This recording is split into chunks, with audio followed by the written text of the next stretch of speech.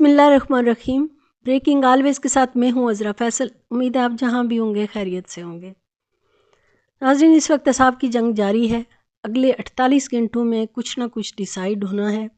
2 دن رہ گئے ہیں 14 تاریخ عمران خان کی سول نافرمانی کی کال کی ڈیٹ کو۔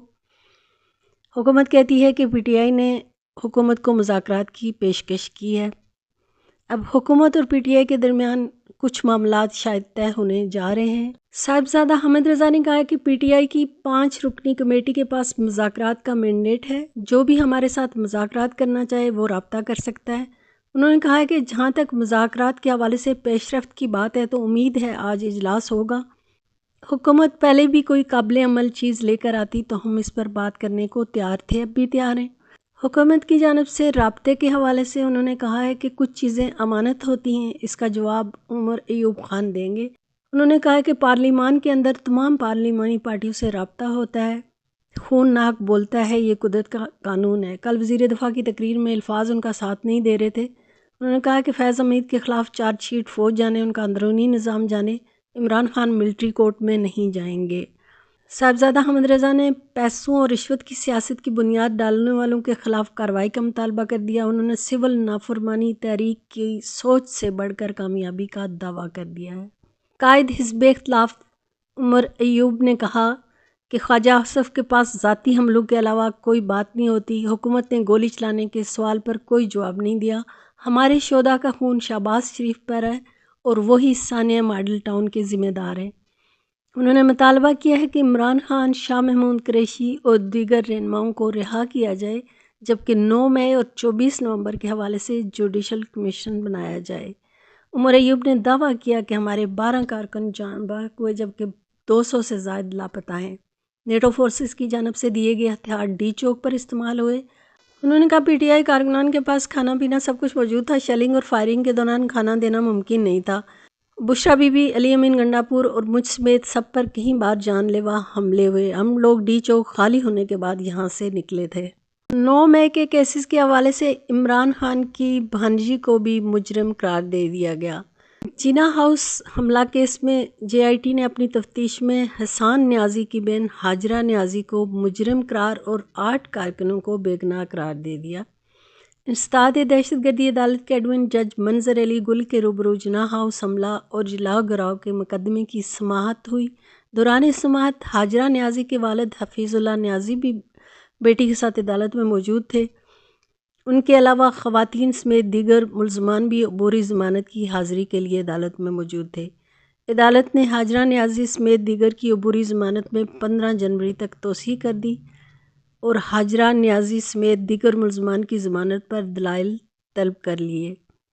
اس سے پہلے عدالت نے 9 مئی کے 8 مقدمات میں بانی پی ٹی آئی کو قصوروار قرار دیا تھا۔ لاہور کی انسداد دہشت گردی عدالت نے 9 مئی کے 8 مقدمات میں بانی P T I Imran Khan کی ضمانتیں مسترد کرنے کا تحریری فیصلہ جاری کیا تھا۔ جج نے 6 صفحات پر مشتمل تحریری فیصلہ کیا تھا، جس میں کہا گیا تھا کہ 9 مئی سازش کے گواہان کے بیانات ریکارڈ پر موجود ہیں، جبکہ پراسیکیوشن کے پاس اشتعال انگیزی کی ہدایات کے بھی ثبوت موجود تھے۔ پراسیکیوشن کا کیس تھا کہ بانی پی ٹی آئی نے گرفتاری سے قبل سازش تیار کی تھی۔ فیصلے میں کہا گیا تھا کہ تمام واقعات میں ملٹری تنصیبات، سرکاری اداروں اور پولیس اہلکاروں پر حملے کیے گئے تھے۔ بانی پی ٹی آئی کی ضمانتیں خارج کی گئی تھیں۔ پراسیکیوشن کے مطابق بانی پی ٹی آئی نے اپنی ممکنہ گرفتاری کے حوالے سے ایک سازش تیار کی تھی اور گرفتاری کی صورت میں دیگر قیادت ریاستی مشینری کو جام کرنے کا کہا تھا۔ تحریری فیصلے میں کہا گیا تھا وکیل نے دلائل دیے تھے کہ مختلف کیسز میں ضمانتیں بعد از گرفتاری ہو چکی تھی۔ فیصلے میں کہا گیا تھا کہ پراسیکیوشن کا کیس تھا کہ بانی پی ٹی آئی نے ملٹری تنصیبات پر حملوں کی ہدایت کی تھی۔